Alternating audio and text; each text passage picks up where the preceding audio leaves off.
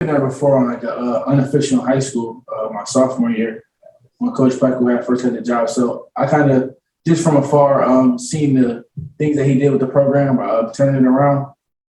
Seen it before when a couple other guys did that I watched growing up. But other than that, I kind of was just young. Don't know too much about it as I should from just being that way. But I've seen enough, and since Coach Peckel's been there, and seen how he changed the program and turned it around.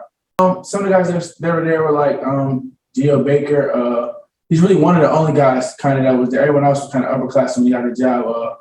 Couple guys transferred, like Montez Mathis, he transferred. But those are kind of, and Ron Harper, those are guys who were there when I was on my unofficial and things like that. So those guys were around when I was around. But other than that, it's a lot of new guys.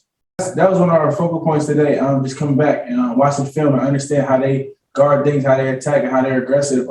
We just know if we're not able to get out in our running game, we have to be very excellent and very executing in the half court so we can get something going. That way, it won't always just be a fast break, even though sometimes stops and things of that nature. So we got to be ready to play a half court game and just be ready to execute at all costs. Thank you. Go next to Matt Charbonneau. Important. We know how important it is to protect the home court, and we also know how important it is to go on the road and win tough games. Going into a tough environment like the Iraq, it's going to be a fist fight. So we just got to come ready, prepare, and just try to get our fourth win on the road. Come out with a win and do everything we know how to help get us that win. We kind of consider ourselves a two-headed monster. One comes in, the other goes in. We just kind of come in and feed off each other's energy and just try to bring good energy to the team and do whatever we can to help our guys get shots, find our shooters, find our bigs rolling, and just do what we have to do to help us win.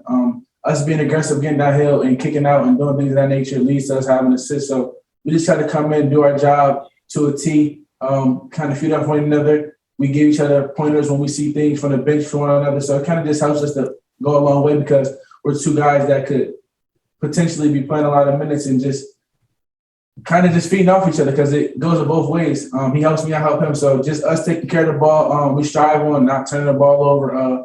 We strive on assists. We kind of have a little assist competition each game. So it's just fun. Us being in tough games, we know the Big Ten, how tough it is.